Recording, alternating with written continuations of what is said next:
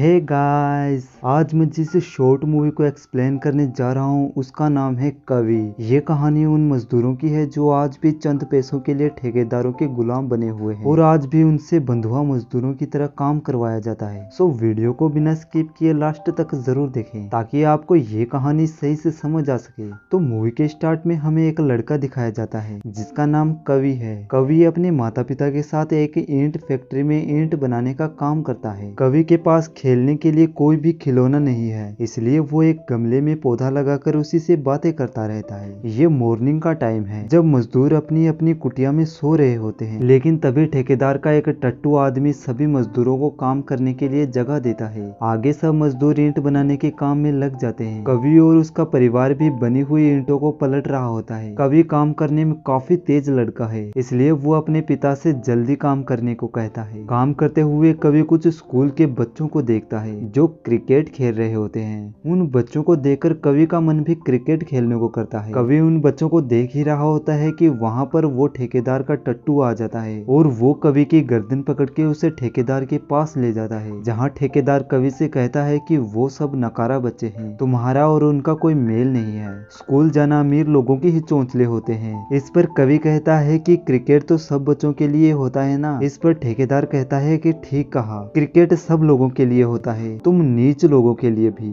आगे ठेकेदार कवि से कहता है कि तुम काम करने में सबसे तेज हो ना, चलो मैं तुम्हें एक नई गेंद और बैट लाकर दूंगा और फिर तुम हमारे साथ ही क्रिकेट खेल लेना, लेकिन तुम्हें पहले वहाँ पड़ा कचरा साफ करना होगा। जितनी जल्दी तुम कचरा साफ करोगे उतनी ही जल्दी तुम्हें क्रिकेट खेलने को मिलेगा। ये सुनकर कवि खुश हो जाता है और वो ईंटों के कचरे को साफ करने लगता है। कवि मेहनती बच्चा है, इसलिए वो काफी जल्दी जल्दी ईंटों के कचरे को अपनी रेडी में डालकर एक जगह से दूसरी जगह जाकर फेंकने लगता है। काफी देर तक काम करने के बाद कवि थोड़ा रिलैक्स करता है और उसे कुछ लोगों की आवाज सुनती है। आवाज सुनकर कवि उस आवाज की ओर जाता है और देखता है कि दो जने एक मजदूर से कुछ पूछताछ कर रहे हैं। ये दोनों जन रिपोर्टर्स होते हैं जो कि यहाँ के मजदूरों को उस ठेकेदार के जुल्म से आजाद करवाना चाहते हैं। कवि उनकी बातें सुनकर भागने लगता है, लेकिन उन रिपोर्टरों में से एक रिपोर्टर कवि को पकड़ लेता है और वो उसे कहता है कि डरो मत। फिर वो रिपोर्टर कवि को एक बिस्किट देता है और उससे उसका नाम पूछता है और कहता है कि तुम यहाँ काम करते हो,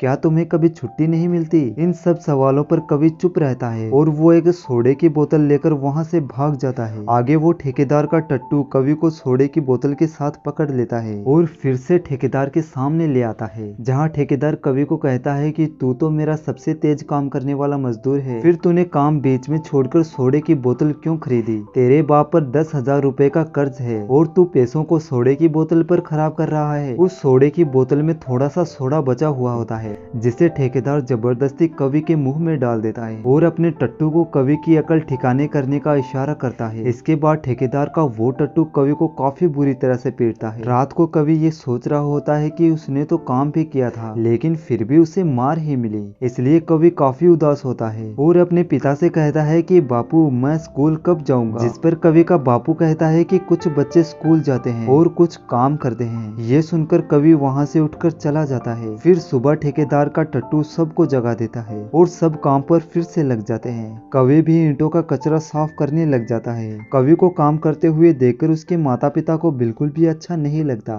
आगे कवि स्कूल के उन बच्चों को फिर से क्रिकेट खेलते हुए देखता है, जिसके बाद उन बच्चों की बॉल कवि के पास आ जाती है और कवि उस बॉल को उठाकर उन बच्चों को देने जाने लगता है। ये सब ठेकेदार भी देख लेता है और वो कवि को उन बच्चों के पास जाने से मना करता है, लेकिन कवि ठेकेदार की बात न सुनकर उन बच्चों को बॉल दे देता है। इसके बाद फिर से वो ठेकेदार का टट्टू कवि को पकड़कर ठेकेदार के सामने लाता है, क्योंकि अब फिर से उसकी पिटाई होने वाली है। लेकिन तभी कवि का पिता बीच में आ जाता है और वो ठेकेदार से कहता है कि सेठ जी इसे फिर से मत मारो, नहीं तो इससे काम नहीं होगा। तभी वो टट्टू कवि के पिता को डंडे से मारने लगता है, लेकिन इस बार कवि की माँ आकर टट्टू के डंडे को पकड़ लेती है, लेकिन वो टट्टू कवि की माँ को धक्का दे देता है और उसे घसीटता हुआ वहाँ से ले जाता है। दूसरी तरफ ठेकेदार कवि को एक कमरे में लाकर चेन से बांध देता है और उससे कहता है कि शाम तक बता देना कि तुम्हें यहाँ काम करना है या नहीं। साथ ही वो ठेकेदार कवि को एक वार्निंग भी देता है कि अगर तूने रोना बंद नहीं किया तो तेरी ऐसी हालत करूंगा जो तूने सोची भी नहीं होगी। ये सुनकर कवि घबरा जाता है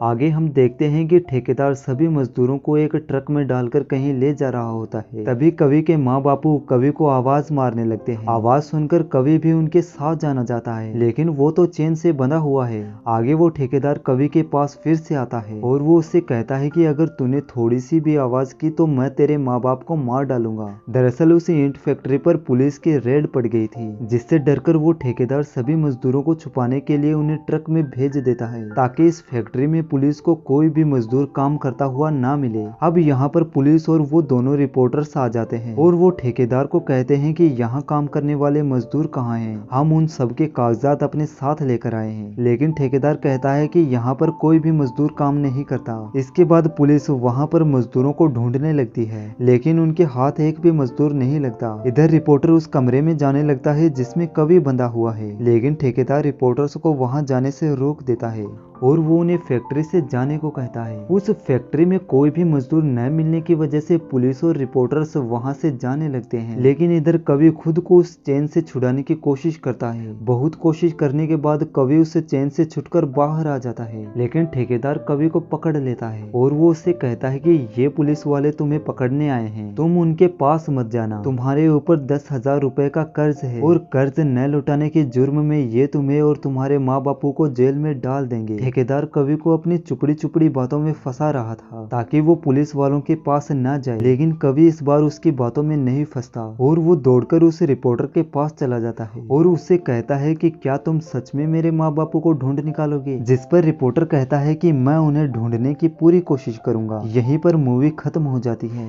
ये मूवी ऑस्कर के लिए भी नॉमिनेट हुई थी। आपको मेरी एक्सप्लेनेशन वीडियो पसंद आई तो वीडियो को लाइक और चैनल को सब्सक्राइब जरूर करें। Thank you.